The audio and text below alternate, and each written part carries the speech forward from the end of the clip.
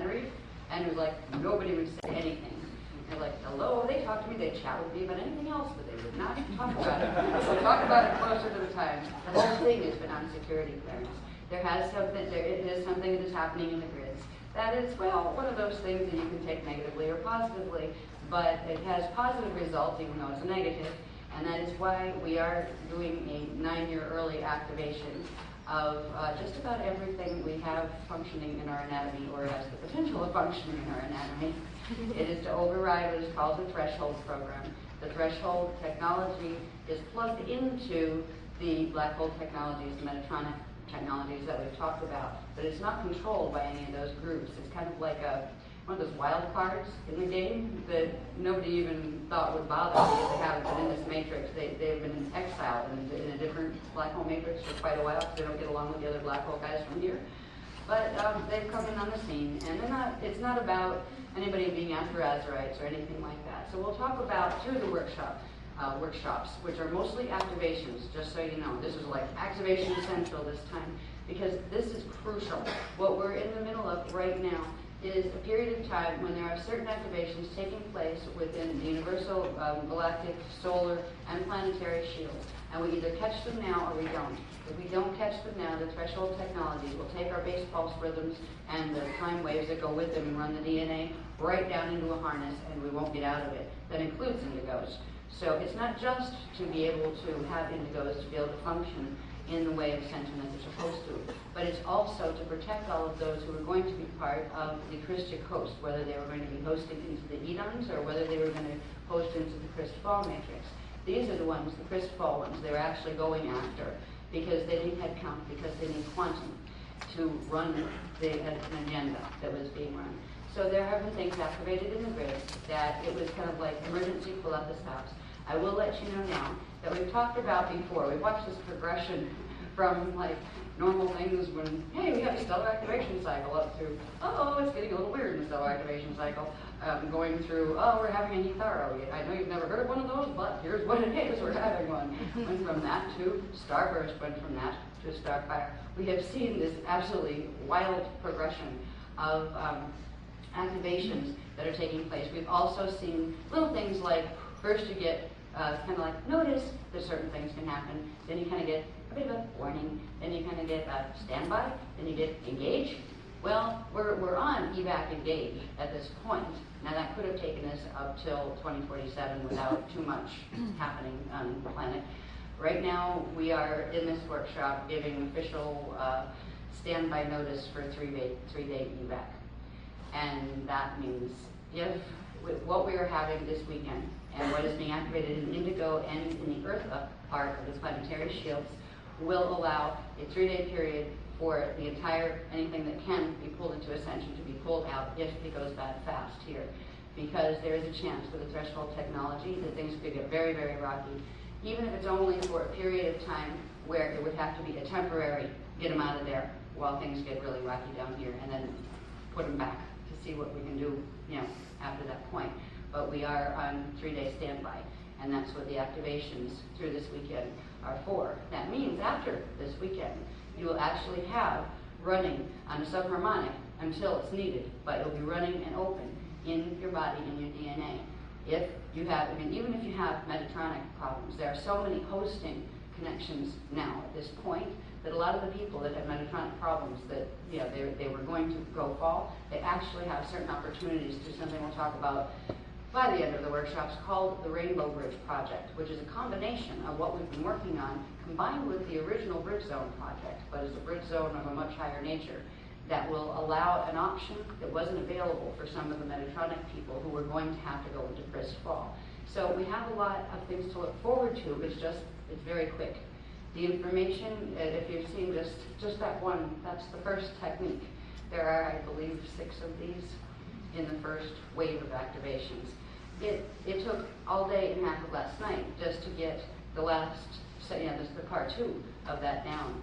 It's much easier for them to run them live, and that's why they're resorting to that a lot when we're in the workshops, and then they'll give me the formal long run of a technique, for publication purposes, because we can do short run ones here sometimes because of the power of the group shield and the fact that there's so many people that come who have been with us for a long time and they've been activating, all all along, so they have quite high frequency that helps the other people who might be new. But people that are just getting it off the internet don't know what level they're going to be coming in on. So it tends to have to be the long run technique and that kind of thing. So tonight, as soon as they give me the heads up, we're going to be doing the anchoring the arc that's coming over from the solar shields. This will begin the process of very rapidly activating the 1728 keys. And probably at this point, most people don't even know what they are, right? Keys of Edom, what are they? We'll get to that. Again, I would have liked to have taught all that stuff first and then said, let's go out the activation. Yeah, but it's not working that way. They're teaching me what this is. As we go along, we have to catch the activation. But we will get the activation in the indigo shield. The people that are in this room and directly with us will get these activations first. And then they will step down into the earth shield and kind of spread out through the indigo shield. So they will reach the people, other indigos that are in the indigo shield, and they will step down through the process of this weekend into the earth shield. So they will reach the human populations and any other populations that can actually hold the frequencies of the subharmonics of the hosts that go with these activations.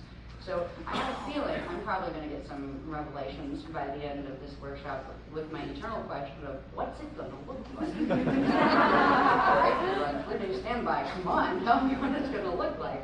They said don't take 3 days standby because that means in 3 days we're gone. All right, because they said, are you guys up to something? Are you something really like that you don't want to upset us about happening and you're just making sure because like Tuesday, we're out of here? Like, please, just warn me so I can warn them. And they said, no, don't worry about it, not this time. Right? It's not. So we were preparing for it in the event something like that occurs because they think it might.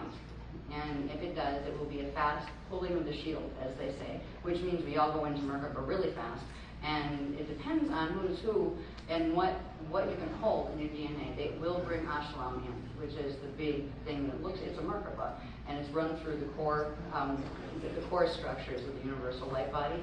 But when you see it and when you experience being on it, the only reason you would, first of all, is because your own Merkaba couldn't self-sustain a full activation to go through whatever level was needed. And it's a buffer field that will hold your structural integrity of your fields in the body and protect you from whatever frequencies you need to go through if you're going through, like for visitation. I mean, they also use things like that for visitation, like when they want to take you to other places. But if it comes to an evac, I've seen this before in different lifetimes on a smaller scale. Actually, this is the biggest scale of things that hit the fan in ages and ages, really since Terra.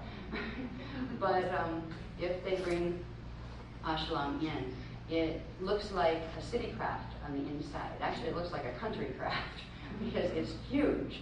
It's like a hologram that expands as much as it's needed to. So if you have lots and lots of people that have to fit their Merkabas on there in order to get through and get off of a planet, say, that's going to have a cataclysmic event or something, they will expand the capacity of Ashlam, and I'm sure it has a limited quantum it can hold, but it's something we need to worry about down here. So there may be times, if that ever occurs, it will probably be done in waves and in secret, where we're not just we're not going to tell anybody, where they're going to, through this weekend, they're beginning the process of opening contact. So all of you have a chance to try to connect with them directly. We all have a part of ourselves that started in the crystal egg core domains. And they are helping us open to that part, that core self now, so we can begin to get our guidance. We'll still have to fight with, are we on our ruby line or are we on our emerald line? Do we have interference? Is something trying to tap your line? We'll all have to grow up fast when it comes to sensing whether you trust something or not. You don't be gullible. I mean, I had to have her counsels for like 6 months, and I would talk to them and listen to them as long as everything seemed to jive with what I know to be true and what the other beloveds have been telling me is true and what I've been taught. Then it would be fine. But it was because it's protocol to just check your sources and don't just buy into anything something up there out there through there tells you. So when we're opening contact this fast, it's going to be a fiasco on the website, so I can hardly wait.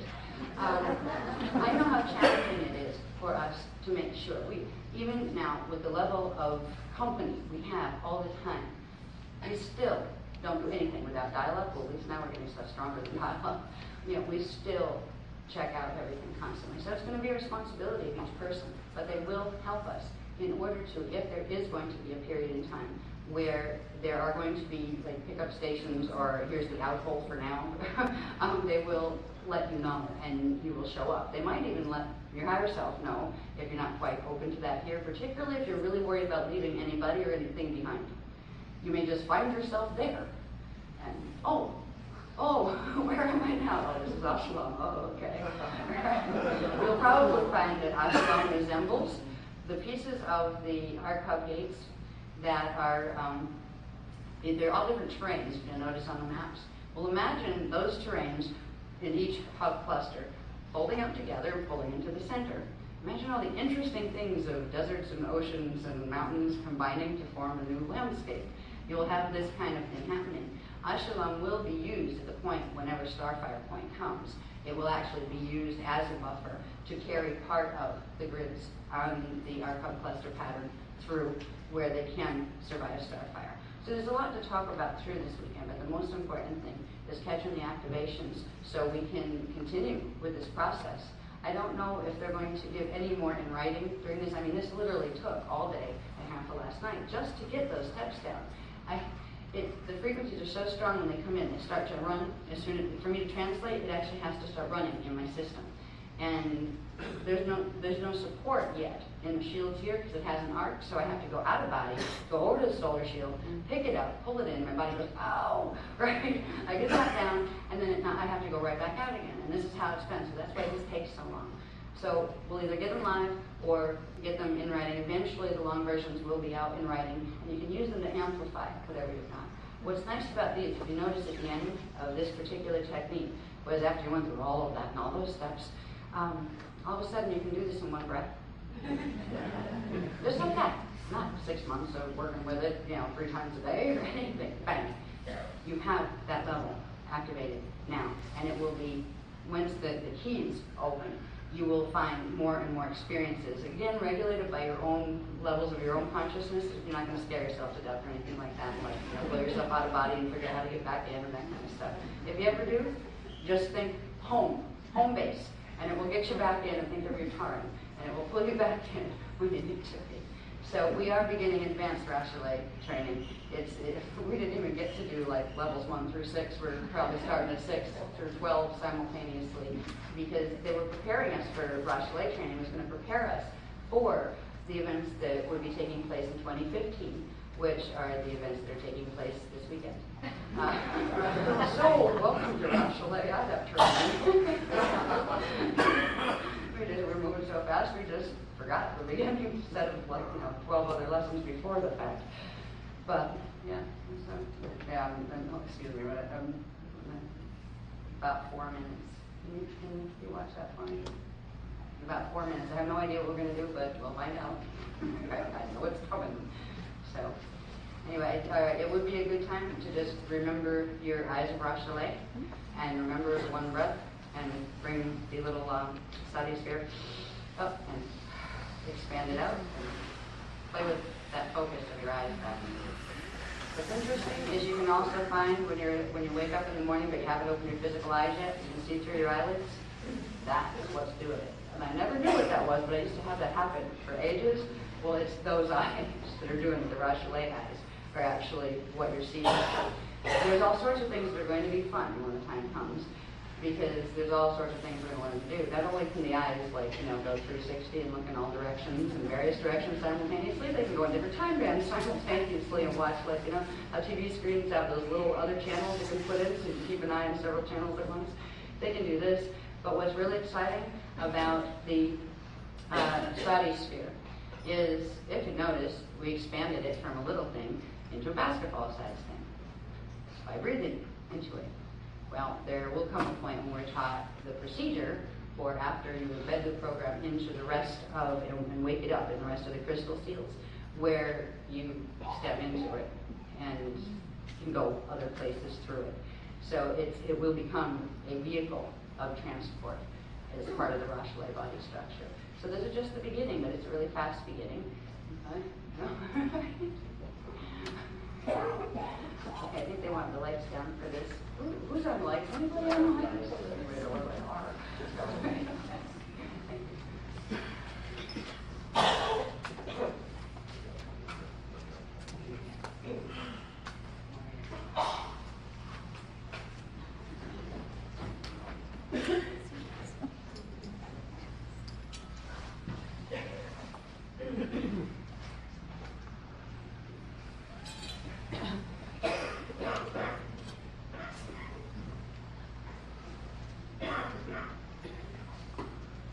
that it's a bit easier with the lights lower to actually see with your inner vision, because you're not being distracted by the sensory input of the outer senses processing too much information through the brain. So if you calm the outside senses down a bit, it kind of turns up the inside senses. Something interesting is happening in the room. I just saw like a wave, but it's like a standing wave, but it's horizontal like a sheet. And as if somebody's shaking it, on one end and somebody's holding it on the other, and it's going like this. And it's just rippling back and forth through the room, and it like goes through the whole room. It's interesting. So I'll just narrate what I see until they tell me to start saying what to do.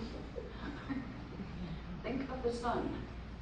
That little glowing ball that you see in all those astronomy diagrams that our planet rotates around.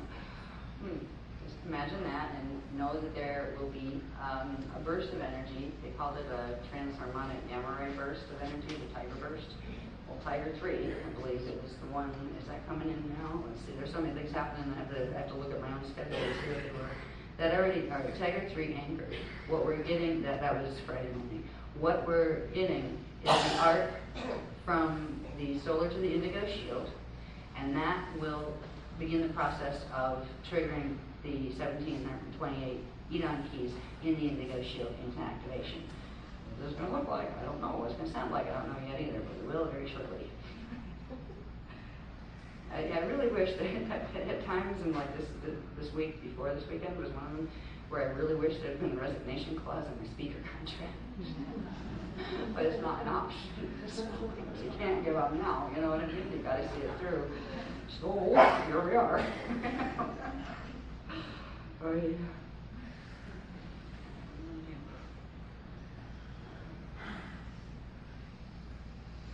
I could say hello for you, okay? Just say hello for us. Just say hello for. There's so many of you. They're the crystallite core councils. It's interesting, they call themselves, I got a bit of a transmission from them early on. They call themselves the unspoken ones. They speak in one unspoken voice. And it's interesting how they describe what that was about, because it was describing the state of consciousness that exists within the core domain. So by the end of this weekend, I'll find that in the computer somewhere. And even though it's not a finished transmission, because other more important stuff got interrupted and came through, right? But at least it's like an introduction to get an idea of who these guys are. It's basically the next step in from the hub councils. When you go to the hub, then you go into the core. When you're going into the core first creation point, it comes out, then first you have the core, then you have the hubs, then you have the Edon middles, and then you have the outer domains that we're a part of. So this is going right into the core. We weren't intended to have contact with the core eternal ones until about anywhere between 2012 and 2015.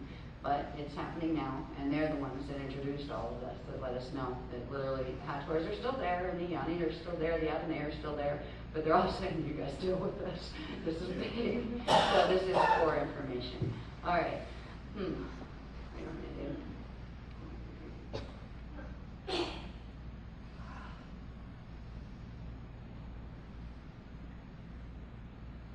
First of all, they'd like me to explain very quickly so we know what keys are when we're playing with keys. That when we think of the Taran, the light seed, the Taran pulses, it contracts and expands, and every time it contracts in, the little balls or bubbles rub together, they make sparks. They're called Kilana sparks.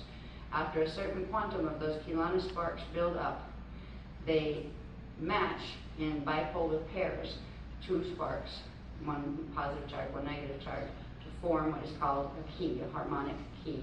They're also called proto-keys because they're made of a substance that's called a proto-gelesic state, that is a core state of, I can't even say pre-matter, it's core matter, before matter gets to be the type of frequencies that we call arrays, out here in the outer domains.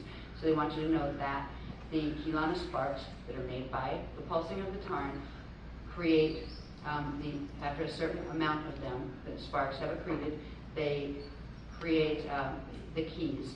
The keys exist as potentials within the Taran. The Taran has been harnessed in this particular reality field, in this Vecca system, for a very long time.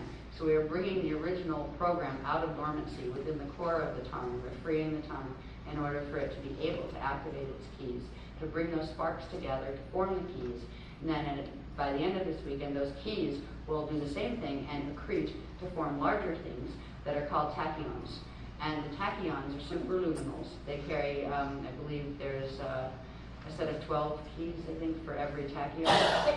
So they're much stronger quantums. The sparks, the keys, the tachyons, these are all quantified portions of Jalesic state matter energy that, through their interactions with each other, form the atomic base. They form the currents, or the four winds, winds of Allah, the Crystale, and the Adama winds. They form, these winds are actually spark currents that come out and create the quarks and subatomic particles that accrete, following the pattern that they were a part of that you don't see, the divine blueprint that is made out of these keys.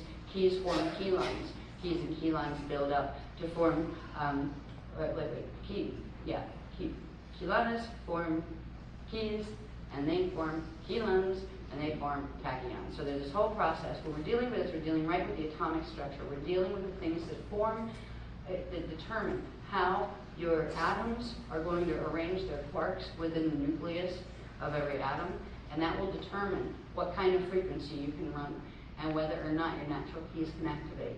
There are twisted keys that go with a twisted seed atom, and right now our planet and our bodies are running on the twisted grids of the Metatronic pattern, and the threshold grids that are activated now have been set into activation in order to bring into rapid activation all of the twisted keys to make sure everybody gets a nice atomic harness where they get caught within the evolutionary spiral. It's called the Golden Meanie spiral. It has to do with the Fibonacci spiral, where it's literally taking you into Metatronic black hole fall. So it is part of the Beast technology, but it's not run by any of the usual ones who built the rest of the Beast machine. Now, what we're trying to do is override this, and we will do it because the natural torrent and the currents it generates are much, much stronger than anything that even the Metatronic force can come up with. And we do have the activation levels now to anchor the arcs. And the arcs are going to come not as one big sliding board of energy, but as bursts, little gamma ray bursts. And I don't know if they're anything that they're going to be able to detect or not. At some point, I think they're going to be able to detect some of this stuff as far as solar activity and those kind of things. But they're transharmonic, which means they jump harmonics, means they jump timelines as well as dimension. So I don't know whether they're going to be perceivable scientifically yet or not. But what we are anchoring are bursts of sparks that are coming over, and they arc over literally from the solar shield, and they travel through the solar wind, and they get caught within the atmosphere of the Earth. And there are certain conduits that are now open in what's called the Eartha pattern, which is the original shield template that the Earth template was posted into a very long time ago with the fall of Tara. This will activate the Eartha template, because it's the Eartha template that still has the capacity to run a not twisted torrent, because its torrent is not fully harnessed. So what we are going to do is, tonight, we are going to anchor the sparks. They are going to come in, think of manna rain, they just say. They're going to come in kind of like arcing rain, like rainbows made of little fuzzy sparks. And with our eyes of Rachelet, some of us will be able to see them, even though right now we're just kind of like infants, where we're just like rubbing our eyes and we're seeing all sorts of like blobs or maybe nothing yet, because our eyes don't focus as well yet. Where we're kind of like infants with their Rachelet eyes. But we should be able to see them coming in. They'll come in from 4 different directions, and they're not identifying which ones they are, so they give us something to play with later. But they said there will be 4 primary directions that the arcs will come in, and they will form a mist of ether in the room over, like, up toward the ceiling.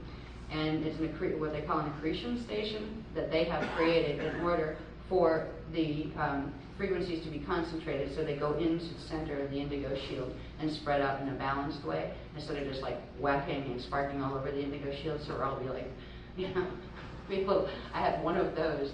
One of the first transmissions that came through was like that. I was shaking. All right, now. Really.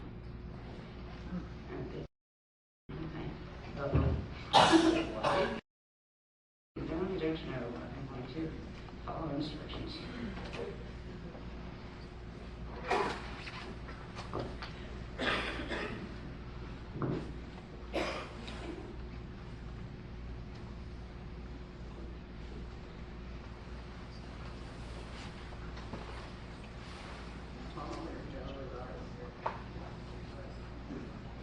start sounding like I'm from Transylvania, just know that's a Zara, one of my higher identity levels that is part of me because I don't channel other people. But when the Zara level comes through, it means they need to download more of my own higher parts just to get the transmission through. So if I start sounding like I'm from Pennsylvania, it's really kind of like a Romanian accent, I think. It's kind of nice, actually. But I can't even do it. Yeah, if you ask me what does Zara sound like, I can't do it unless that frequency comes through. But I feel it around.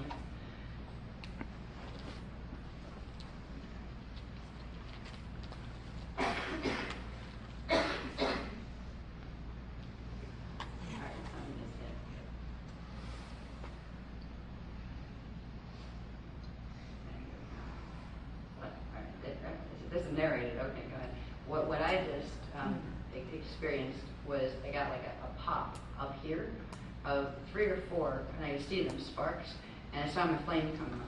Now, flame holders, like the blue, the gold, and the violet flame holders, they have certain codes that they're like a cluster of flames in the center of a shield, or like for us, it's in the center of the indigo shield, and they will be the first. They're like the lightning rod that the sparks will arc into, and from there they will spread into the shield. And I just felt the first download or something because it just ran right down my back and kind of tickled.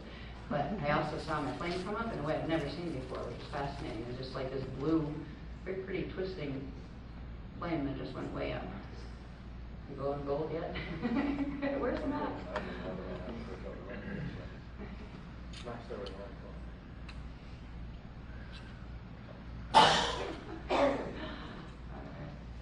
I don't see either of yours up yet. I'm still downloading. Okay. Ow. I'll spare you the details. They're like, apple sharp pain over left eye. Because you get some of these sometimes with your activations. So not just flame holders, but anybody. Okay. There you go. Heats now. There you go. You pop. Yeah. Yeah, okay. Yeah, there you go. So pretty. I've never seen the flames do this. Usually they kind of come up, kind of like a kasha shape. These are going long and skinny and twisting. Like, do you ever see those candles where they take a candle, they heat it, and they twist it? Yeah, exactly that. No, not yet. Well, it's not going yet.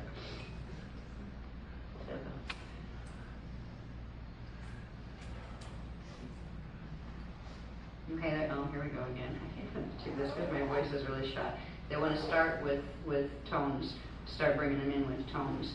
All right, they're going to give me a couple of them. They're going to be spontaneous again. They're the ones that I can't even remember.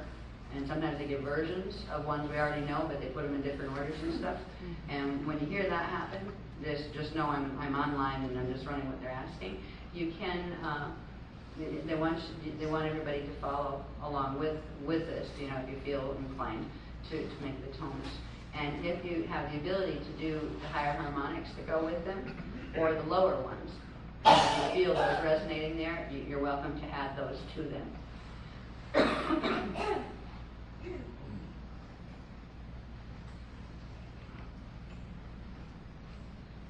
They're starting with an un tone, and I'll start with the mid-range of it, or for me, mid-range anyway. And they're going to play with it. They're going to oscillate it and do stuff with it. So just try to follow me with it and see where. I have a feeling you'll all go off in your own space with it. At some point, we'll say, all right, horses go out of the gates. You can run in your own direction with it and just let it move, because all of you have keys and key combinations that are unique. You all have the same base keys, but then we all have unique combinations, and all of them together create many, many keys for hosting options that once they're in the indigo shield, they're not going to connect to you personally, but the shield has them so they can assist all sorts of other life forms and beings on this planet that otherwise wouldn't be able to if we didn't bring our individual specialized keys in. So when we go through these tones that we're going to start in a minute, less than a minute, they want us to start together for a bit, and there'll be a point where they'll tell me, okay, stop and go free or whatever. That means if you go with whatever tones you feel coming. Go into the soul song. It's more than a soul song. Go into your core song. This may feel different than your soul songs, by the way. It may have a different quality, than you've ever had. Or it may seem similar, it may start with a soul song and then go to a different place. Let it go, and we're going to let it go for a bit of time. We're going to ride this. Now, a lot of times we cut it short because, people get bored, making funny noises and that kind of stuff. This time we got to remember we are supposed to be light and sound masters. All right, there were times when you'd sit for hours and build things out of sound until they turned into light and hung in the air. All right, we're not going to have to do that tonight, but we do need to sustain for a while the frequencies that we're setting. We're creating a seed song circle as the beginning part of anchoring these frequencies, and then there will be something else after that. So I'm just giving you a forewarning of what they're giving me. Sorry. And I'll start with the sound at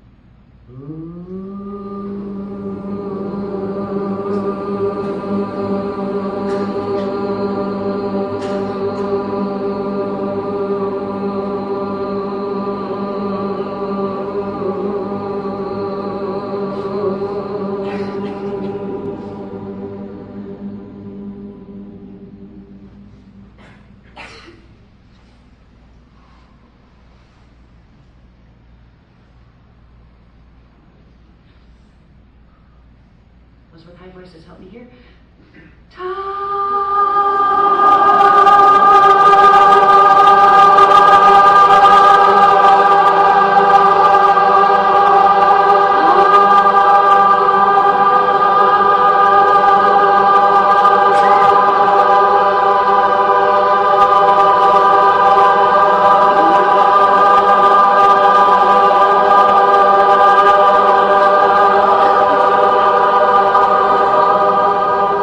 Keep going.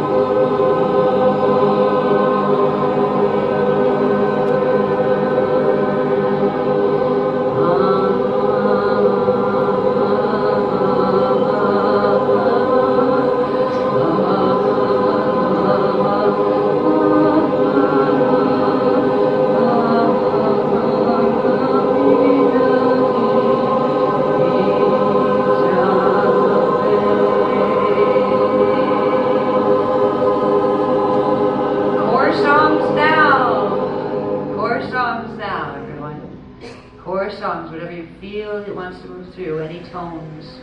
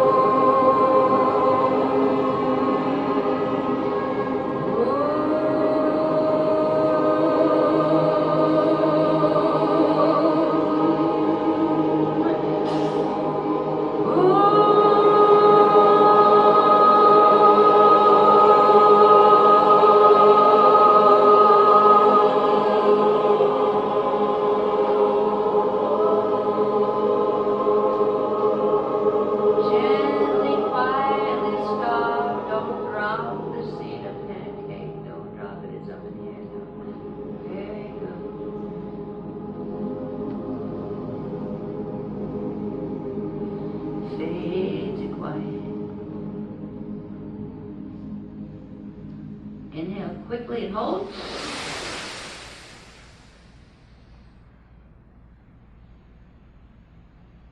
Now you're going to exhale a burst out of your turret at your azure directly up to the ceiling.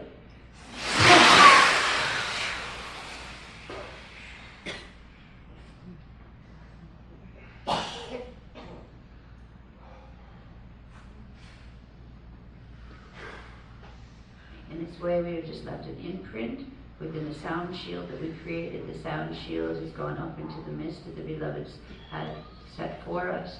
The sparking of the 1728 Edon keys is taking place. It's beginning to swirl actually from around this, not quite the center actually. It's over here. It's starting over in this area as opposed to right dead center in the room.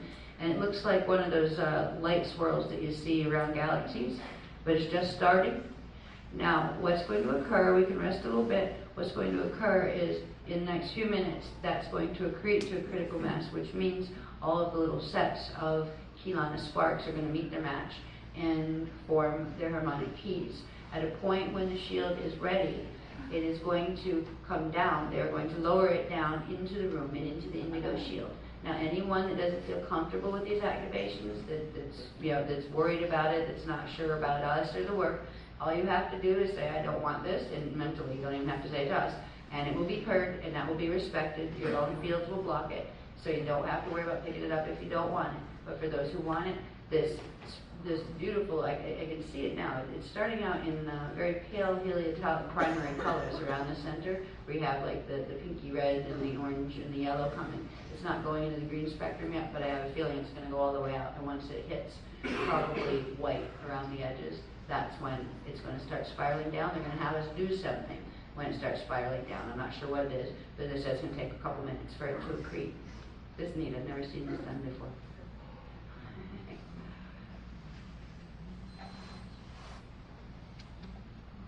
What you can do is, with your eyes of Brashelet, you can look upward and see if you can see any of the action happening. You may get a sense of the sea field first, because it is quite high frequency. I find the eyes of Brashelet can do both. They can see in the lower light spectrum where you actually get visuals, and they can also do the sea field thing that's beyond the visual perceivable light spectra of the unit. You can play with them a little bit.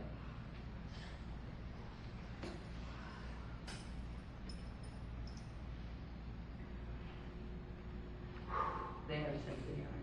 They said we can, using the right hand in the lotus touch position, which is this position for anybody that doesn't know. Right? You can take your hand, take your thumb and this finger, put it in, right? And then you put these two together, so they make like a little tribeca, right? That, and just say, not 3 times on the Taran if you want. They do have a sense of humor. Take the lotus touch fingertips on the right hand. Draw a breath into the Azure. Put it down the right arm to energize the lotus touch.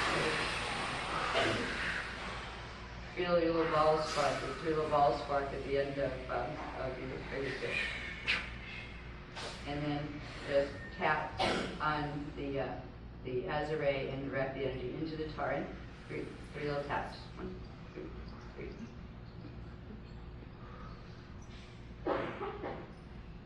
And inhale a bit to pull the energy into the core of the Taran. Just hold it for a second comfortably.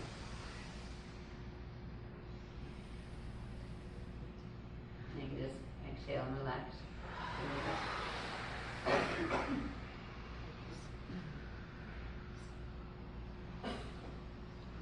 I can feel something happening in the Tarans. It's funny because I can feel mine a bit, which is new. I mean, before it was just like a flat drawing on a piece of paper. Then all of a sudden I found myself floating around inside the little bubbles and realized there were spheres and this kind of thing. So it's like you get to know your Taran in stages. But I can feel something happening, and I'm not just feeling it in mine, I'm feeling it in everybody's, which is an interesting experience. It's like I'm feeling, my Taran is feeling your Taran, and it's like we're feeling each other. Like, hello. But they're doing something where I could feel a little spiral, like the big one that's happening in the room, is starting to happen inside the Tarans. Actually, there's 2 of them, one going clockwise, one going counterclockwise. And there's all sorts of little flashy rainbow bits kind of flying around in the center part. It's moving too fast for me to actually see the detail. I'm trying to look inside of it, but it's just moving too fast.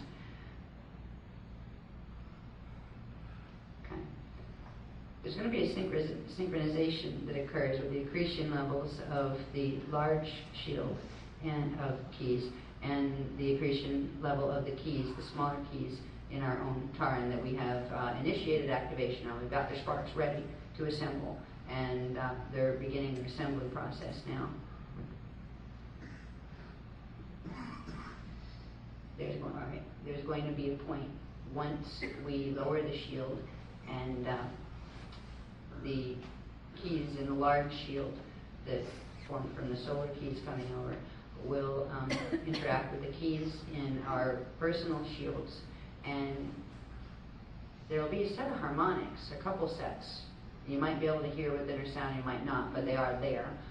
Some people will see light bursts instead of hearing it. It just kind of depends on if you're running more Manet or Erie. If you're running more Manet, you'll have more light vision, you know, more of it in light than in sound. And if you're running more Erie current, you'll get it in sound. Some people will get it in both. That means you're running more Manet, which is the blended one.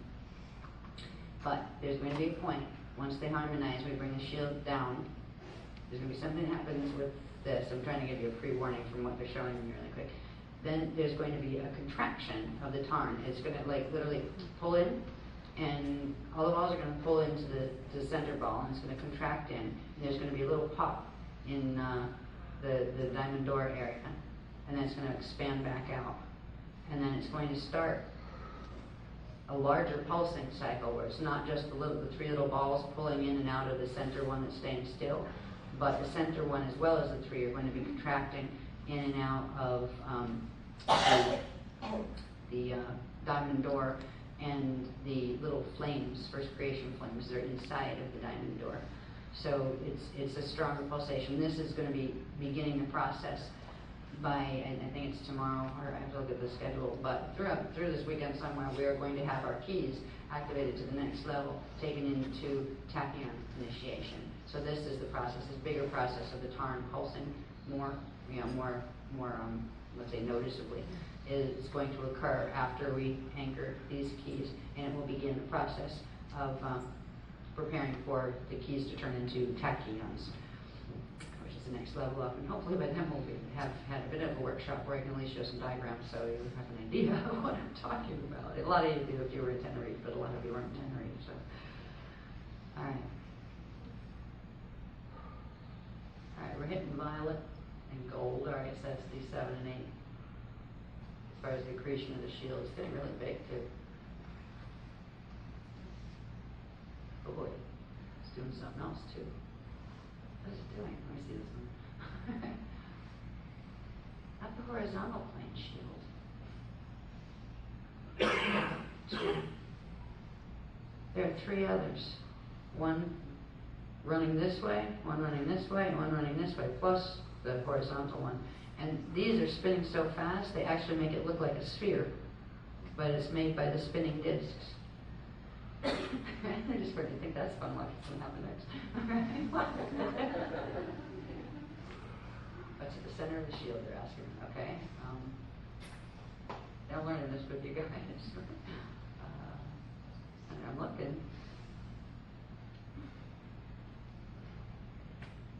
Balls. What else? More balls. Little balls like my diagrams for the last 2 years. Now there's three. 1, 2, 3. Yeah, they look like metal. Are metal. Oh, okay. One is silver, one is gold.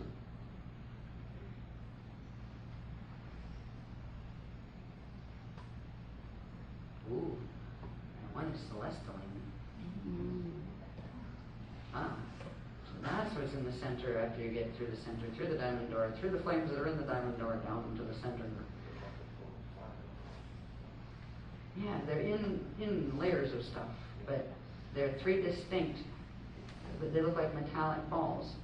And they're saying we have these in our own tarns as well. Collectively, they're called the meta, L. That's where the word metal actually came from. I think they blended in the lens. I don't know, the Latin language. But it's the META, from the tower. L's, which refers to carrying electrical charge. They're saying they've brought my attention to this because they're going to be important in what we are going to do once we get the shield down and however we're going to connect to the shield with our own. There's going to be something that happens where these come together, these three little metallic-like balls. And by the way, the celestiline one is like a pale silvery blue color, and the silver one is quite light silver, and the gold is kind of like light yellow gold, not the real nasty heavy looking one, but the kind of light yellow gold. They're going to merge and do something and turn into a celestiline wave, I believe. cheap to be able to fly yet. That'll blow my mind. See, it was all sitting in the hospital and going, oh, so that's what was on security clearance. We went for a visit. I don't think so. Someday those things will occur, but I don't think it's yet. But this is the beginning of healing the problem of the hydrogen bonds in our DNA, actually. And it has to do with the fact that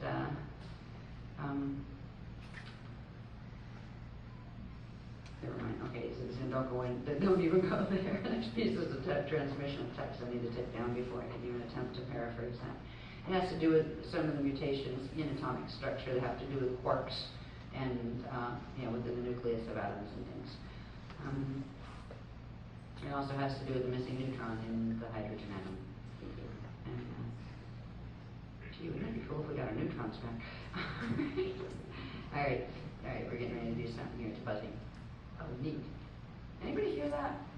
I just got this really weird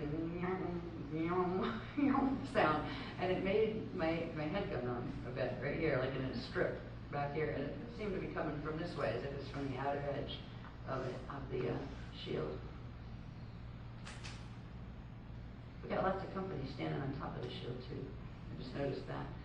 Yeah, a lot of kind of like the white.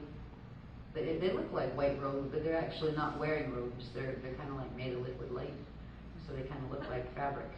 With heads. Fabric with heads, sheets with heads. Cool. Not ghosts. Anyway, okay. All right, let's pay attention for a minute to our Taurians. Just saying, be aware of the three little tiny specks, what would be tiny specks of Mikael in the deep core of our Taurian. And know that when we do the breathing that's going to lower the large shield down into the indigo shield, there is going to be a little lightning bolt effect that everybody that has said they would like this activation, through the indigo shield, there will be a leaping up from the shield, the large shield, to the Taran, like a bolt of lightning coming upward. And you may or may not see it or feel it, but you can look out for it because it will be there. And that will synchronize, actually, the little meta-Ls in our own Tarans with the one in the center of the shield. And then there is going to be a burst of frequency that has to do with opening a breathing tube in some large structure that I don't even know what it is yet, but it has to do with the larger light body structure of the indigo shield, the indigo tribal shield race light body thing. And it's like the breathing tube is going to open, and it's going to do something similar in our own times. And what it comes down to, yes, is going to be an outpouring of keys. From the lightning bolt will link us together. The metal things will do their little thing in the middle. Then there will be a burst of key runs that come through the lightning bolt that's connecting us to the shield, and it will trigger our key activations within ourselves. And what?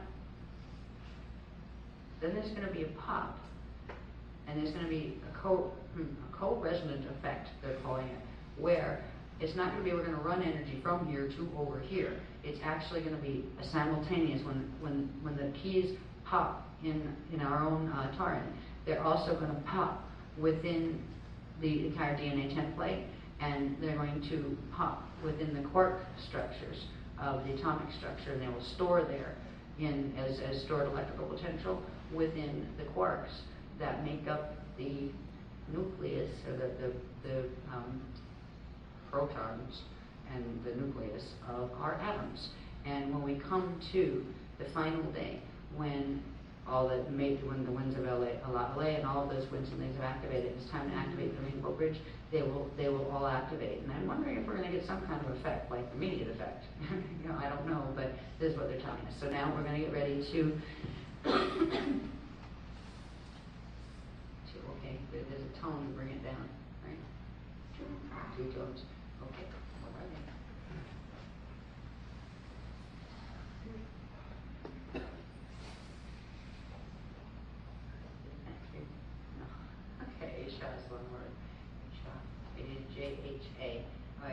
the two tones we're going to need to use to bring this shield down. We're doing them very quietly and gently.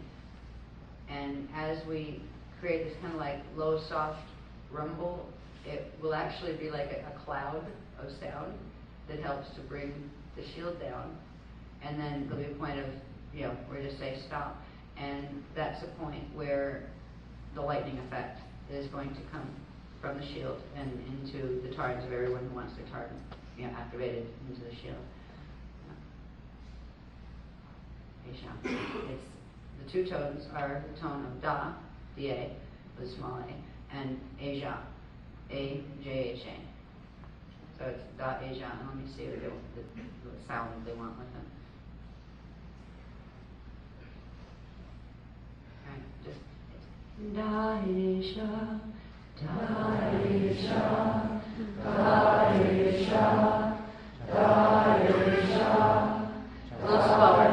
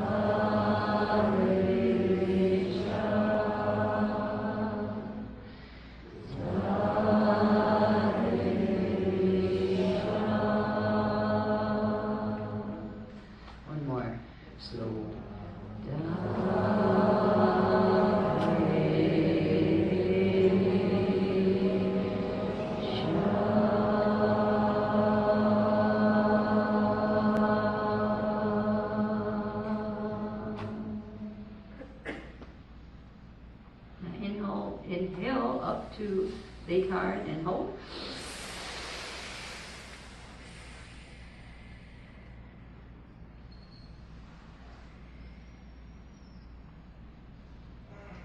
See if you can feel a little zap of a very quick little lightning bolt effect. You can exhale if you need to and just do another inhale. If you haven't felt it.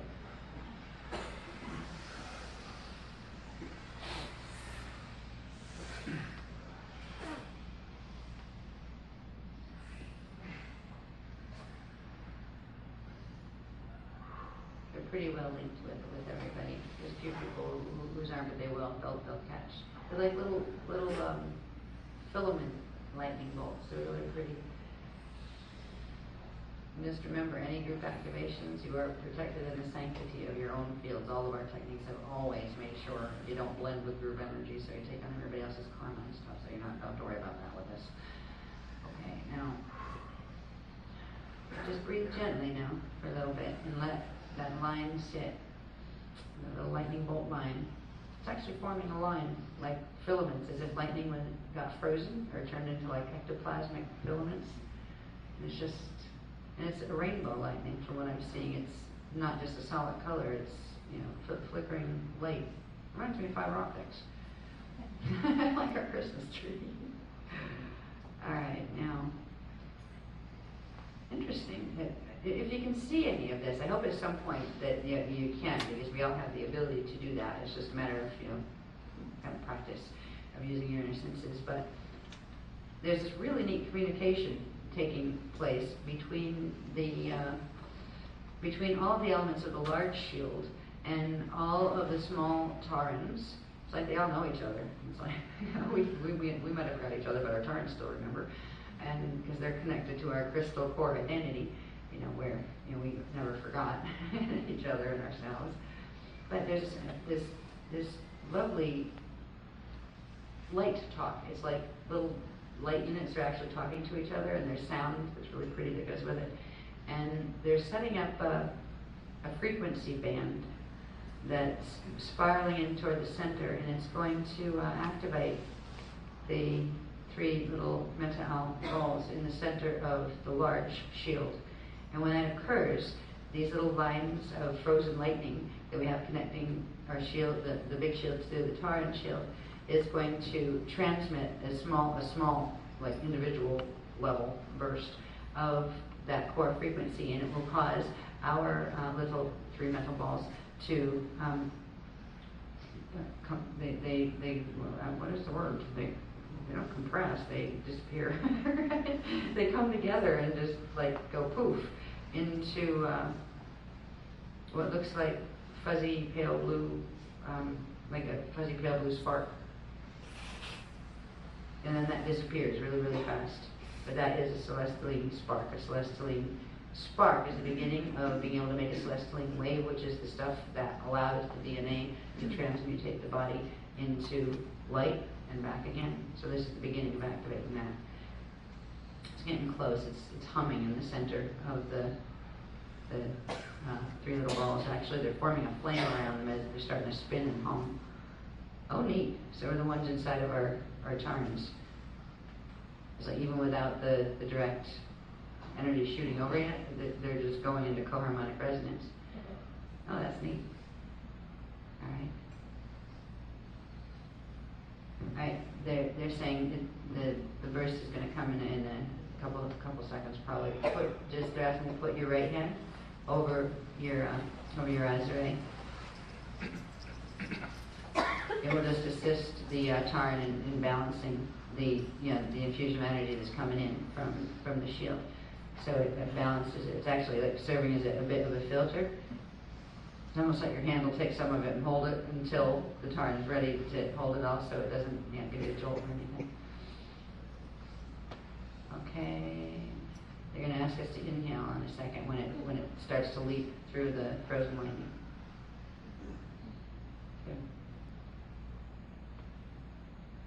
Okay, inhale now. Hold. Try to feel the upload taking place as the large keys are triggering the small keys. And exhale gently. And the upload will continue. What you're getting uploaded are the 1728 Edon keys, activated Edon keys from the solar shield. You're getting the portion of it that your portion of the indigo shield can hold. And together we will hold the core of the indigo shield, 1728 activation, that will later serve as the host shield for the angelic human populations and many other beings on this planet as far as the kingdoms.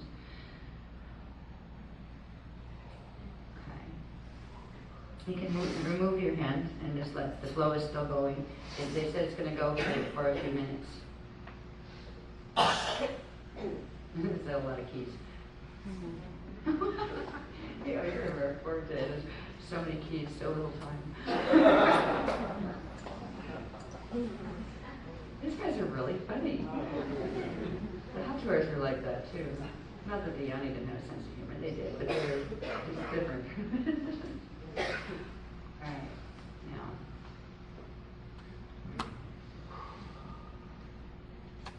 Hold on a second, I gotta look. They're showing me things. This is how they teach me things. They show me as it's happening.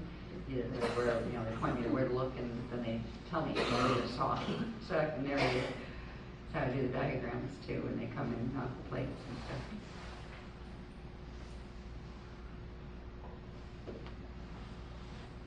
Oh, how pretty! Wait a minute, where is it located? At the center. Okay. Oh, nifty. All right. What I just saw. They direct my attention back to where the three metal balls in the large shield, had gone into their spin thing and done their blue spark pop and had this like spirally flame thing wrapped around them. Where that flame thing was, it doesn't look like a flame now. It actually looks like really like a real lotus flower, not like just the shape of a lotus, but the consistency of the petals of lotus flowers, like I'm thinking like lily pad flowers, or whatever they call those. That kind of, there's a certain moisture, squishy feel to that particular type of flower petal. It's a little bit more meaty than like thin daisy petals or anything.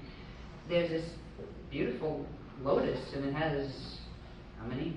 Oh, of course, that was a stupid question, wasn't it? 1,728 petals. Right, okay, I get it. And it's white, like, it's mostly white, with pale gold and silver color down at like the core and where the bottom of the leaves, the petals come out. And then it has just real pale pink tips on it. And these are going to pop in the center of our tarns as well, in the key part of the tarn inside of the inside or outside the diamond door. They will surround the diamond door. Okay, so eventually we'll have diagrams of this stuff where we show who's on first and what layers what in there, because it will help when you're projecting later. But we're all going to have little lotus flowers blooming in our tarns, and this is a good thing because they are indication that the keys have responded and they're forming petals, and that has to do with arcing. All right, as we've learned with other things, when you see the petal shape, it refers to frequencies bending, like currents, spark currents bending and forming what look like petal formations. But these are actually 3D. These look 3D. They look alive, not just like energy running, but 3D. So they're coming.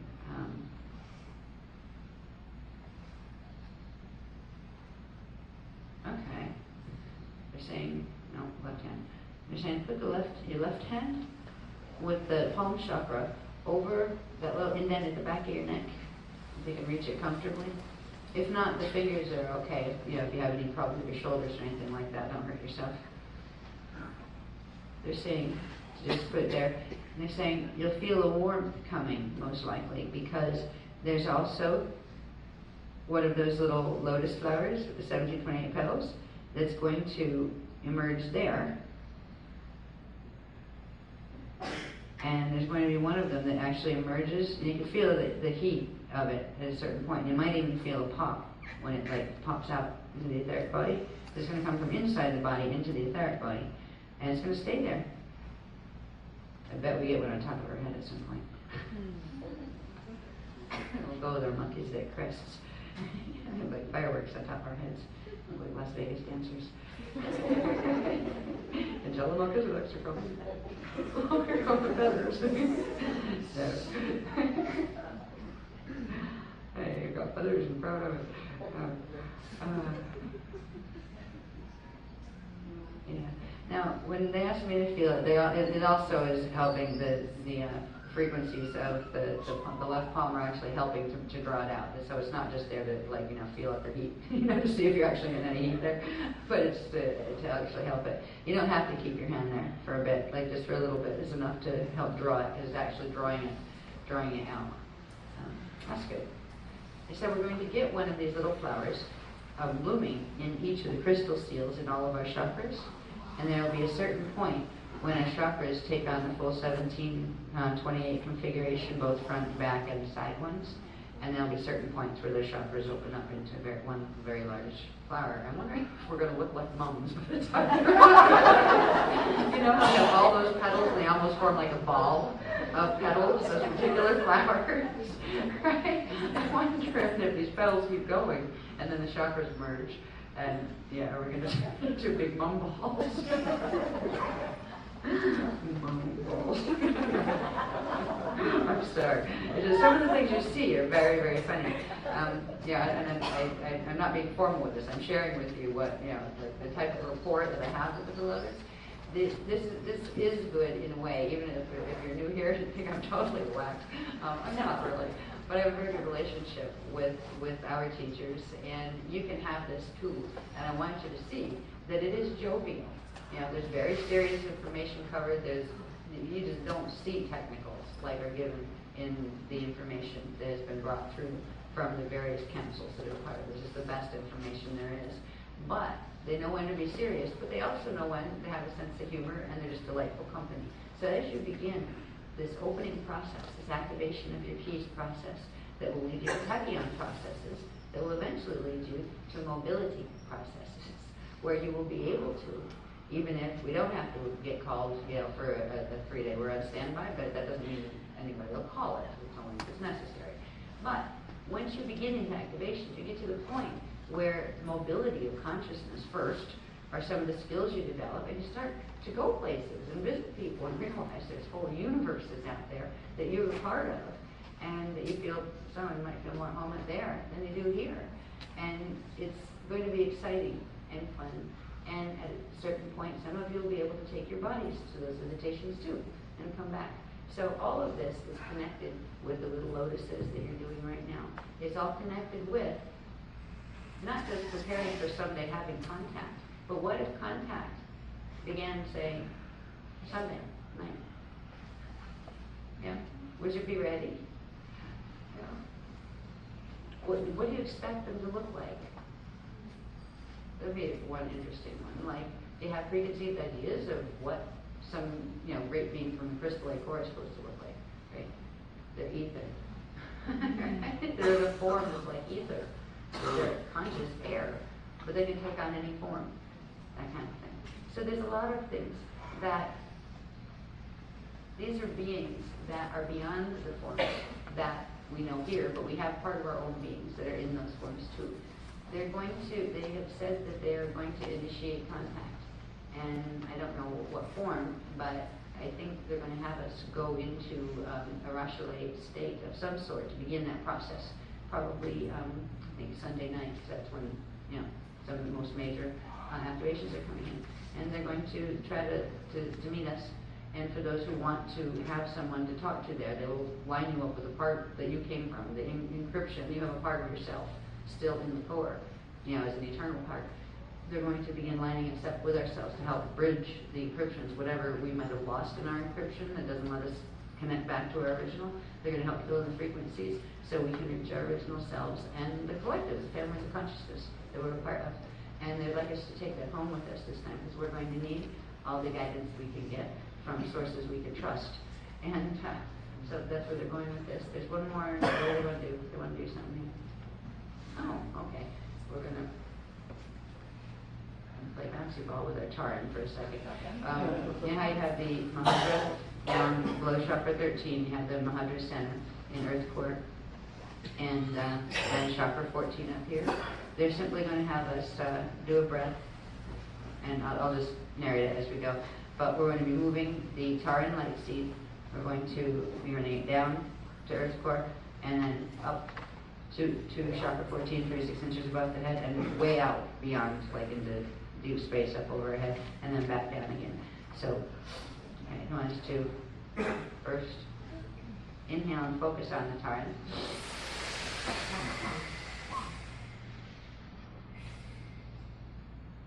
Now exhale downward into Earth Core and Mahadra. Pushing the Taran down. Stay down there, lungs empty for a minute. Let the Taran settle and transmit its frequencies into the Earth Core. Now inhale it all the way back up to chakra 14 and out chakra 14.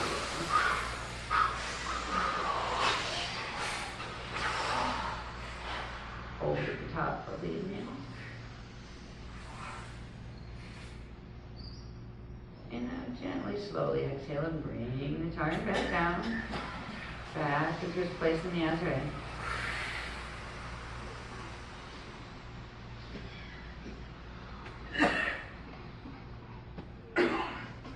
And just go into gentle, normal breathing. Normal rhythm. Try to notice now that there's actually, interesting, a spiraling tube of energy has opened up. It's gold and silver, and it has a clockwise and a counterclockwise spiral. It's about, about an inch and a half in diameter, and it's running through the Azure and running the rod line. So you'll have this occurring tube. Oh, now. That was interesting. All right. There's another one that will pop out, same type thing, gold and silver, spiraling counterclockwise and clockwise. Small tube that will come out the front, running front to back.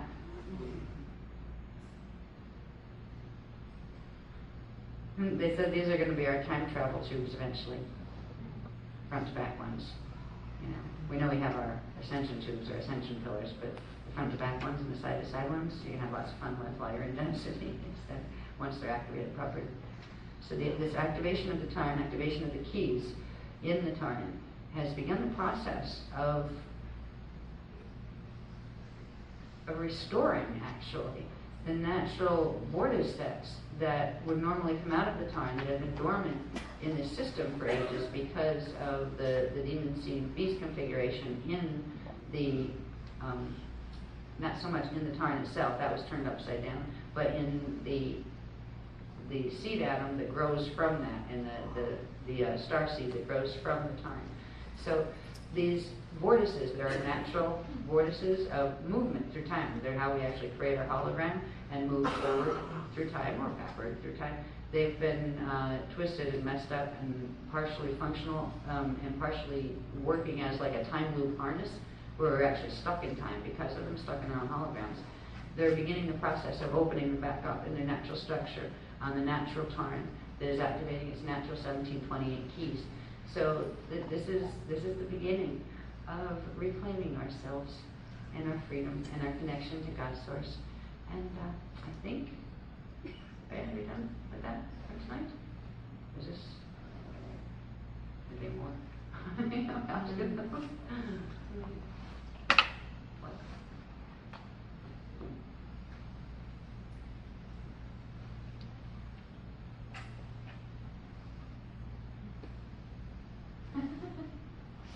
All right, good question. What do you want to do with the lotus flower? Oh, I didn't think of that. The first thing that came to mind was water it.